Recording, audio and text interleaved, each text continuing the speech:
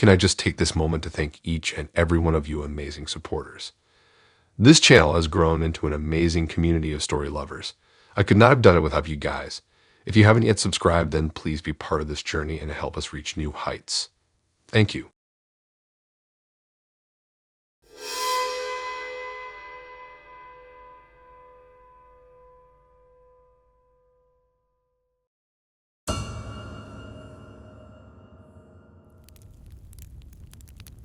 I never expected to stumble into the depths of depravity when I downloaded that janky browser to access the dark web.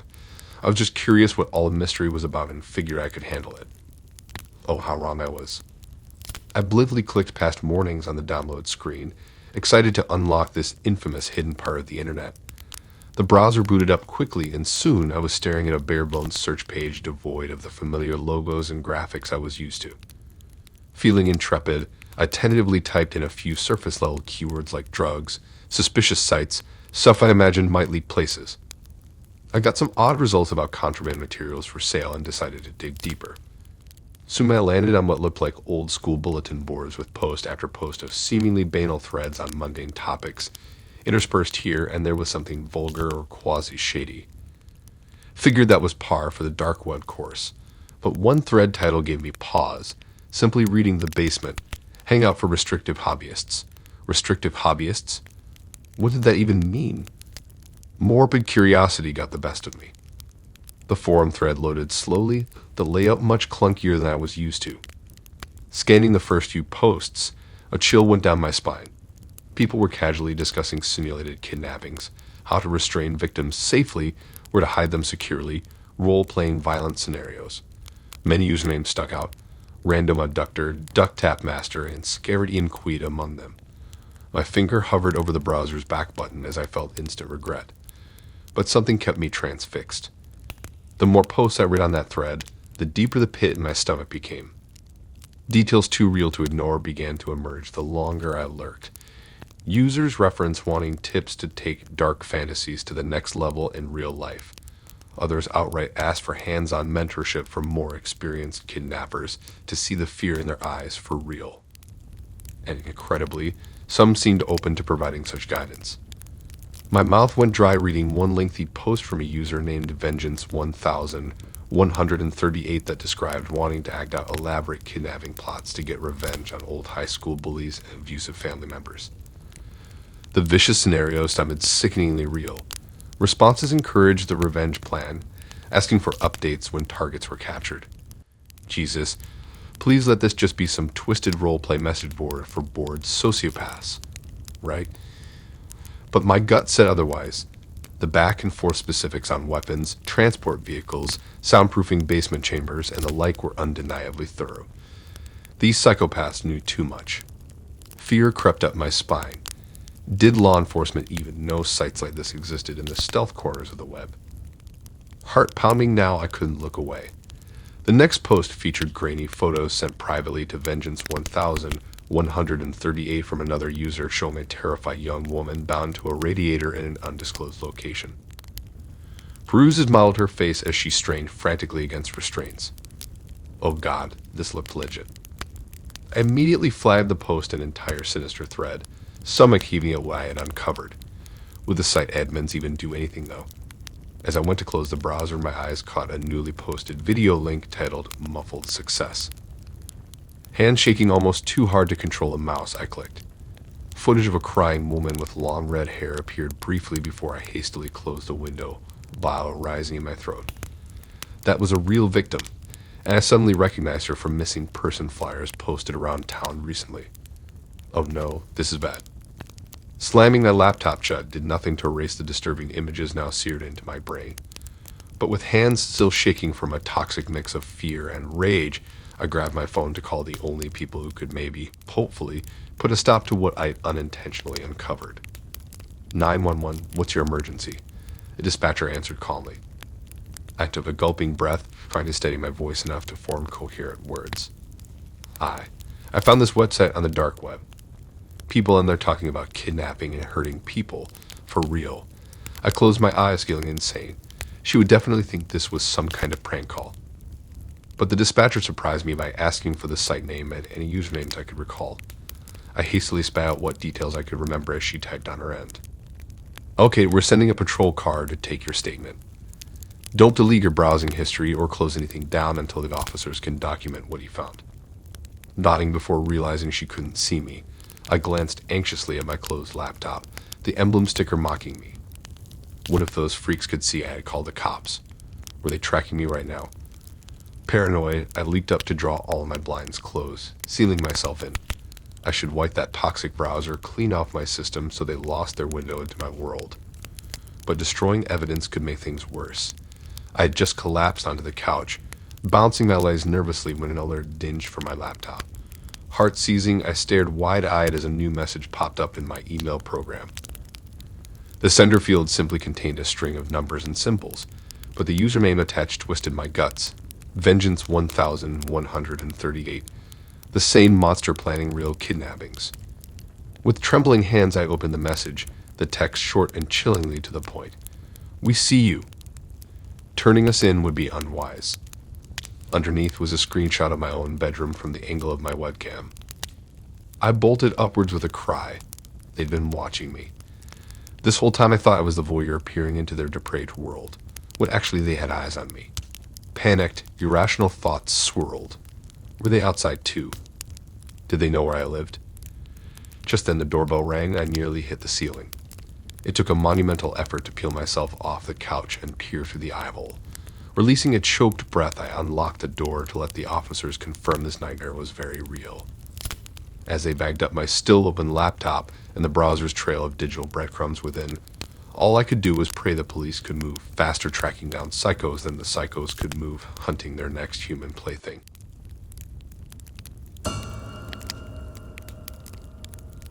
When I downloaded the infamous Tor browser to access the dark web, I was just looking to buy some college kid a graduation gift away from prying marketing eyes. But what I stumbled on went far beyond hidden commerce into unethical medical secrecy that still gives me chills. It started innocently enough, browsing black market drugstores and suspicious sites you hear rumors about. But soon I landed on a members-only portal advertising paid clinical trials kept strictly confidential. Figuring it was some offshore operation evading taxes and FDA rules, I tried to dismiss it. Except the landing page kept eating at me. Something about the language didn't sit right with my decade of research ethics training. Terms pinged too close to exploitation instead of clinical guidance. Unable to shake it, I created a dummy email and fake professional credentials to request access. When login credentials arrived with an invitation to explore exciting underground opportunities, my scientist's curiosity battled my moral compass hard. But if laws were being broken or anyone harmed, it was my duty to find out more firsthand. Taking a stealing breath, I logged into the undisclosed portal using Tor and hastily set up multiple layers of identity cloaking according to dark web best practices. If these operators were as ruthless as feared, being exposed as a whistleblower could end badly. Past the encryption gateway, the site looked slick yet sterile. Clinical language abounded, but something sinister seemed to lurk beneath the surface calls for human subject volunteering. As I dug deeper into detailed trial protocols, my heart sank. These weren't just regulation-dodging studies. They were elaborately unethical experiments ingeniously crafted to harm people while advancing product testing in the process. My hands trembled as I clicked through confidential documents never meant for sympathetic eyes. The more clinical language I read, the more my gut churned at what lurked underneath. These were not simply overseas medical trials dodging taxes and FDA oversight. Layer after layer revealed elaborate and calculated exploitation dressed in scientific wordsmithing. The callous poster standard deviant and others like him discussed, acquiring embodiments from vulnerable populations, optimal for efficient experimentation goals. As my bile rose, their dehumanizing terminology clearly referred to abducting human beings from the margins of society. The targets were always those who wouldn't be missed: the extremely impoverished, undocumented immigrants, the addicted and disenfranchised, capturing disposable people as tools to serve corporate research aims. I stared at my screen in disgusted disbelief as long-disappeared victims had their agonies translated callously into successful product testing data points. Confidential documents touted the benefits of utilizing high-quality embodied biologic materials, too often discarded once their usefulness as societal contributors concludes. A wave of nausea forced me to stop reading, realizing they meant using homeless, addicted, or mentally ill people as throwaway guinea pigs because their absence post-testing raised no red flags. Chest heaving, I vowed to expose this officially sanctioned exploitation and torture festering in the dark web's hidden crevices. Deeper files obfuscated behind encryption detailed various fantastic profits made from secretly unleashing experimental drugs meant to treat cancers, infectious diseases, immune disorders, and more on vulnerable test subjects offered up by this marketplace of human cruelty. Never mind the tortured side effects, as long as the data proved promising enough to develop mass market treatments for the legitimacy-seeking conglomerates bankrolling these operations. The ends justified the means, no matter who suffered excruciating deaths in the shadows. So privileged consumers could someday benefit from scientific gains, they remained gloriously unaware were born through calculated human anguish. It took everything in me not to retch reading pseudoscientific discussions of when assets should be retired, erased permanently once their biological use reached maximum utility. The cold pragmatism in calculating literal human sacrifice made my pulse roar in ears. I had to flee with what evidence I gathered before shock overwhelmed me. But I swore to wake the damned world up from polite denial that such monstrous enterprises thrive in plain sight, thanks to the privileged apathy technology allows divorcing us from uncomfortable realities unfolding each day. May shame and justice rain down on these merchants of suffering masquerading as ethical researchers advancing help and healing for humanity. For if this was the means to our medical salvation, I wanted no part of the promise or profits reaped at such a colossally criminal price. But just as I prepared to anonymously send the damning evidence to federal authorities, a chat message from the admin popped up unexpectedly. We appreciate your interest, but our exclusive trials require utmost discretion that you fail to meet currently. We cannot jeopardize progress by involving the unaware. Please forget this channel existed for the greater good. Heart-lurching, I rushed to cut ties before they could trace my identity or presence further. Though how many helpless souls were still lost in their dark web of human cruelty haunted me as I surfaced back to the sane reality of oversight regulations and ethics boards guarding science's fragile moral code undergirding civilization, while monsters always try eroding it for profit and shadows just a click away.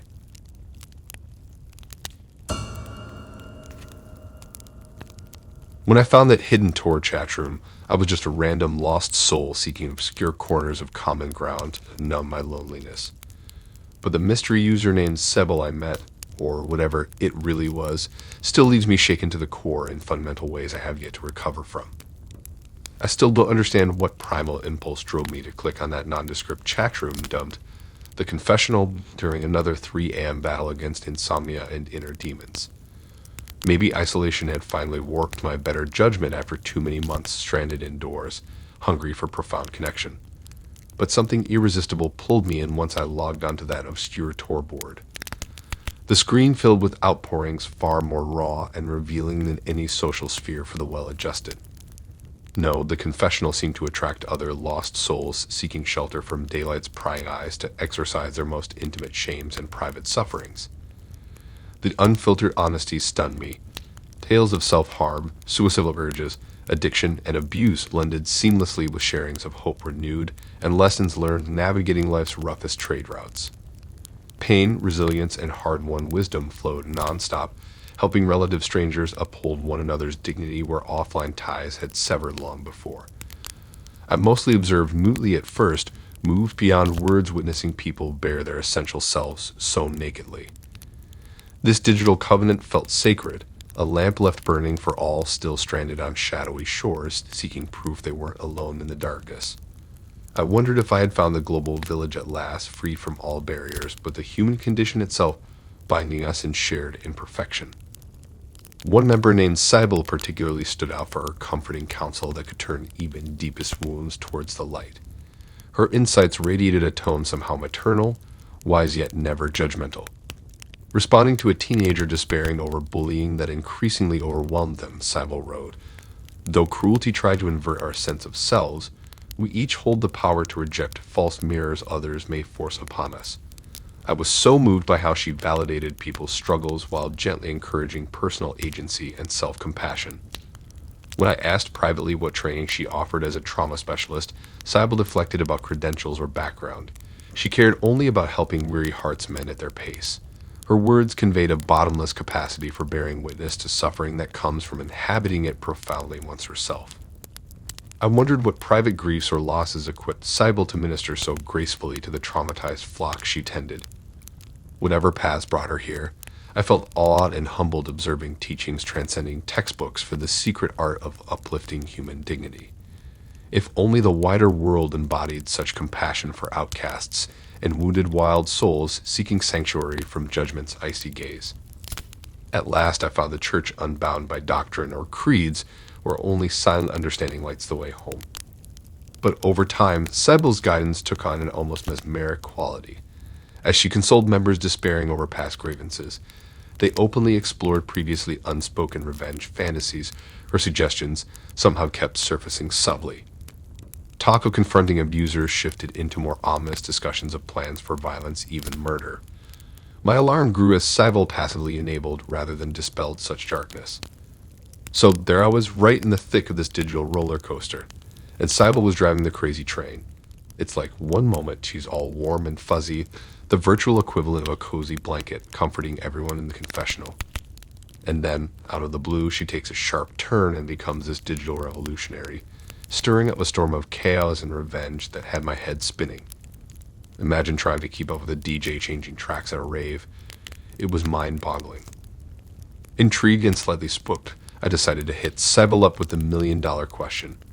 What's with the sudden mood swing? How do you go from spreading warmth and fuzziness to leading the charge for Team Chaos? And her response. Man, it was next level chilling. She drops this bomb. You guys spill your guts to me. And isn't revenge just a way to stick it to the corrupt power structures?